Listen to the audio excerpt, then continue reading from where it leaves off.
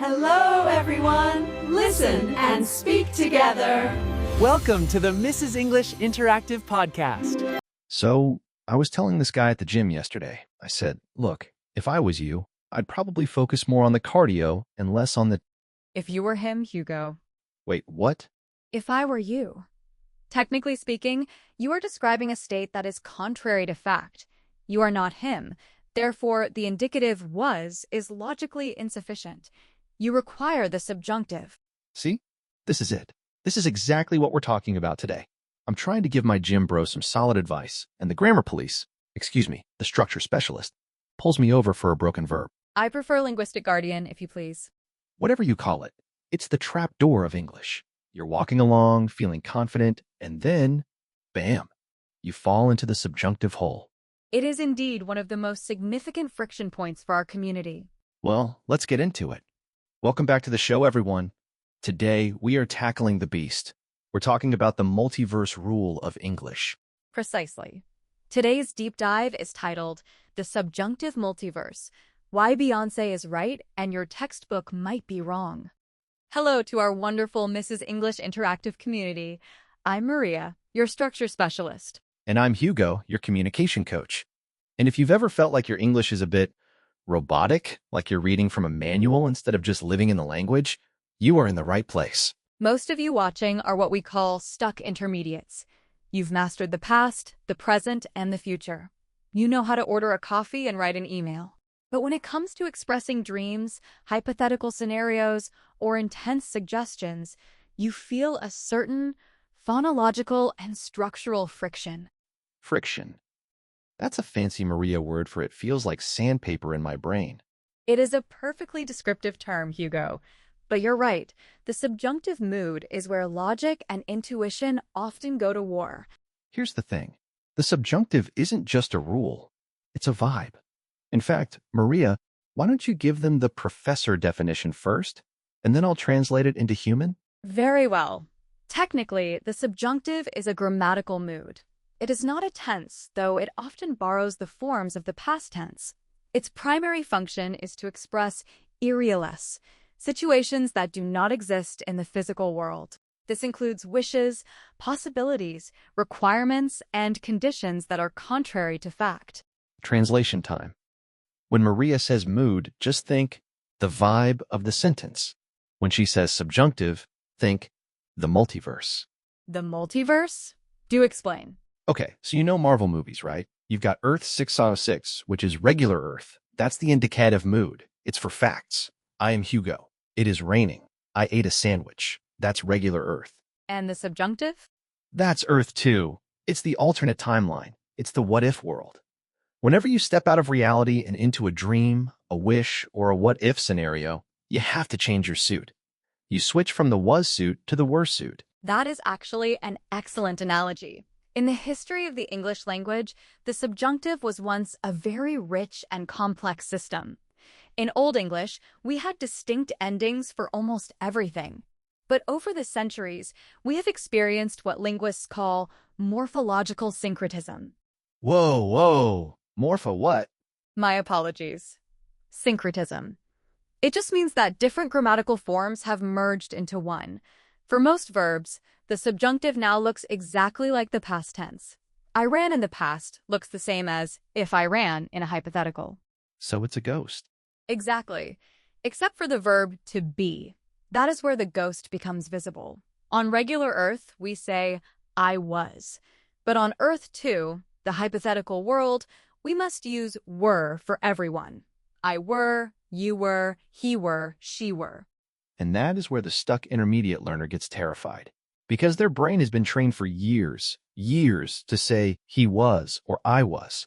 Suddenly, Maria tells them to say, if I were, and their brain screams, no, that's a mistake. It feels like a violation of the rules you worked so hard to learn. But here's the context. If you don't use it, you risk sounding like you are stating a fact when you are actually dreaming. But wait, Maria, here's the real-world twist. I see people on TikTok and in movies using if I was all the time. I even heard it in a parliament debate the other day. So, are they all just wrong? That is the tension, Hugo. Corpus data from 2025 shows that If I was is actually surpassing if I were in casual first-person speech. However, and this is vital for our learners, the were subjunctive remains the marker of high prestige, academic prose, and professional credibility. So it's like a suit? You wear the were to the job interview, but you can wear the was to the pub? Precisely. But if you want to sound truly advanced, if you want to show that you understand the music of the English sentence, you need to know when to flip that switch. And that brings us to the queen herself, Beyoncé. Ah, yes. If I were a boy. She didn't sing If I Was a Boy. Why? Because she's a girl. It's Earth 2. It's the multiverse. She's signaling to the listener immediately, hey, this isn't real. I'm imagining a different life. And that is the power of the mood. It provides clarity without needing extra words. Okay, my brain is already starting to hum with all this Earth 2 talk. Maria, I think we need a quick breather before we dive into the meat of the lesson, the specific words that trigger this mood. I agree. It is important that we be refreshed before continuing. Did you hear that? It is important that we be refreshed. She did it again. She just used the mandative subjunctive. We're going to explain that little trick when we get back. Go grab a glass of water, everyone. We'll see you in a moment. Don't go anywhere!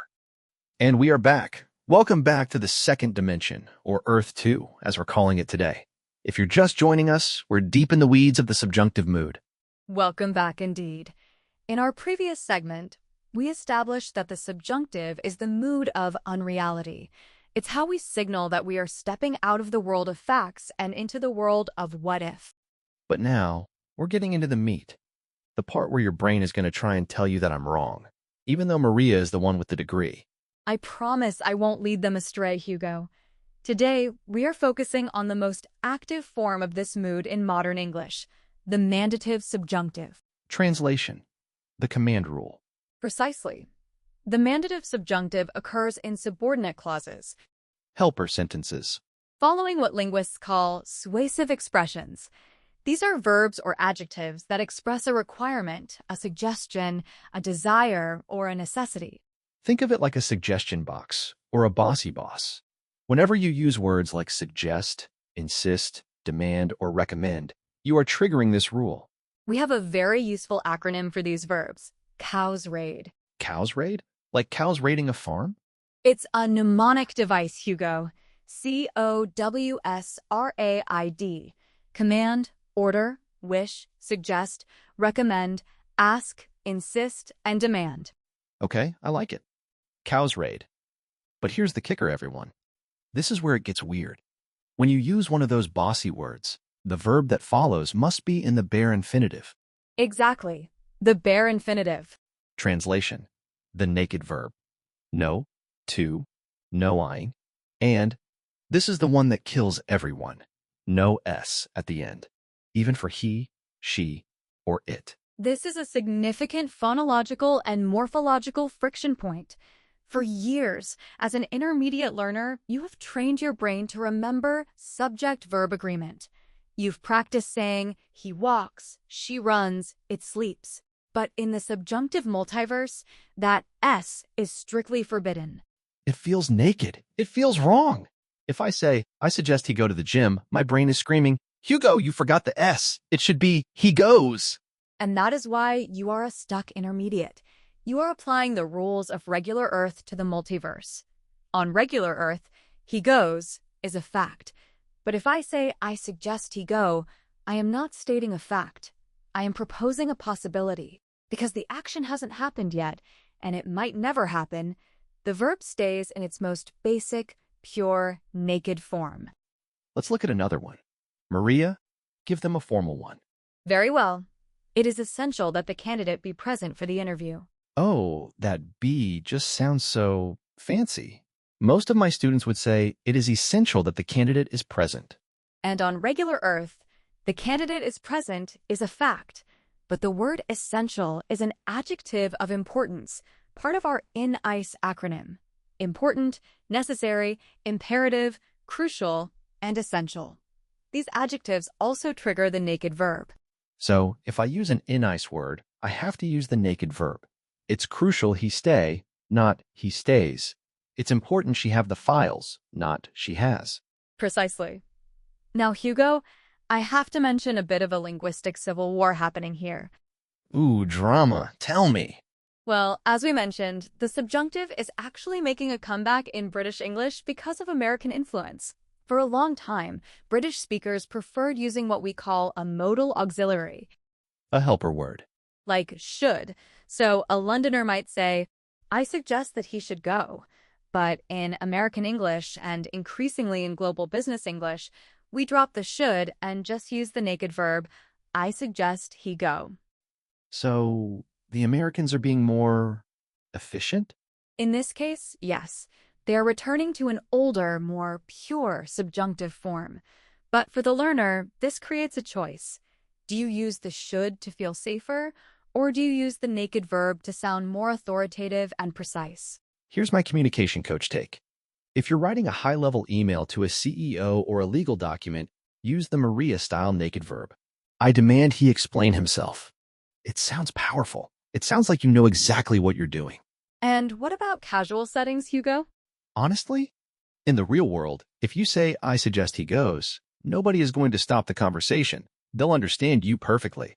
But, and this is a big but, if you use the naked verb correctly, you instantly signal to the other person, I am not just a learner. I am a master of this language. It's about register and prestige. Using the subjunctive is like wearing a tailored suit to a meeting.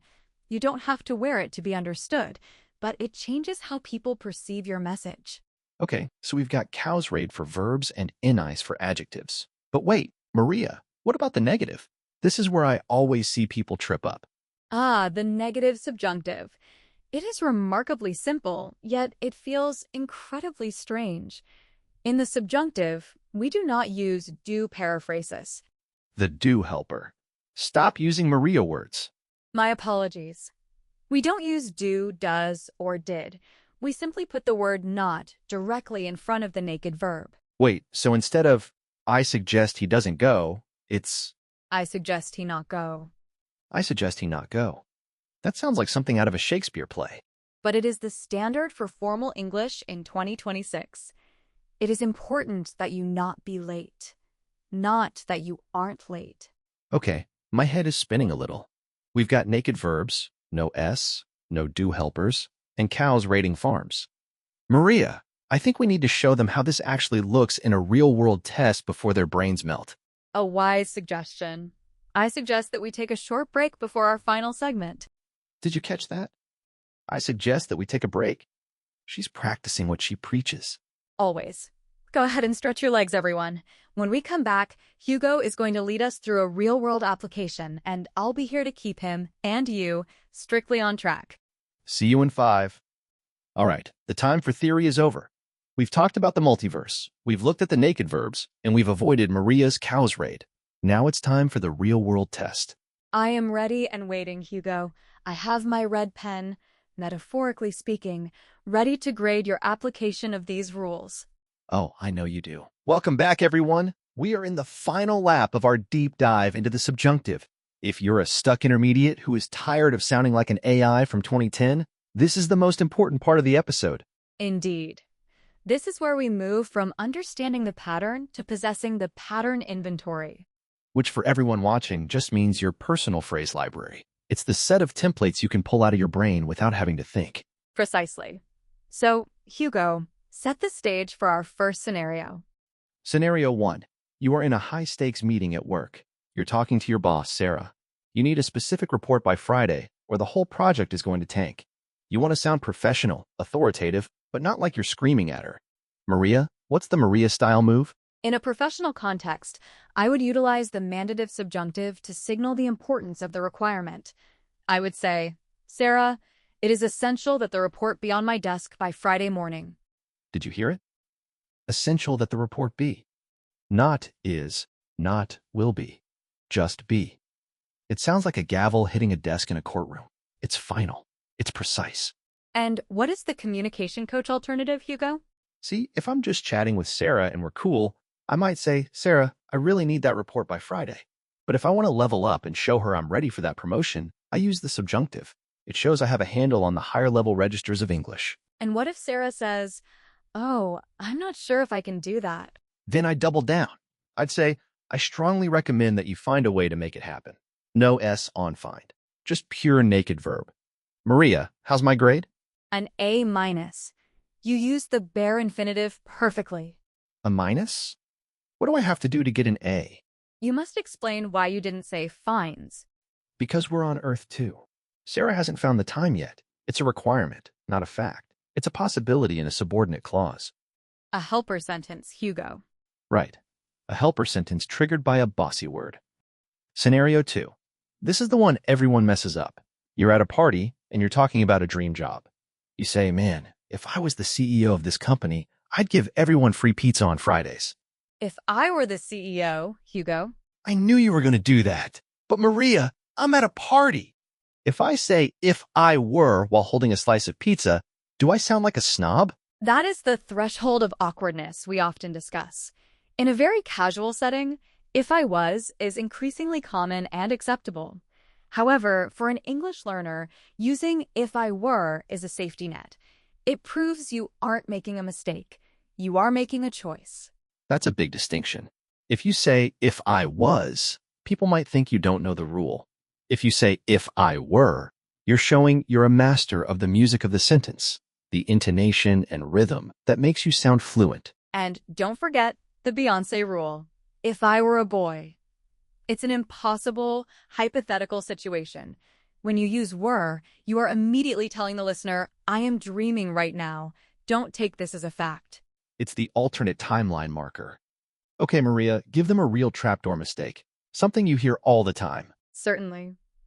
Many learners try to combine the subjunctive with will or would inside the if clause.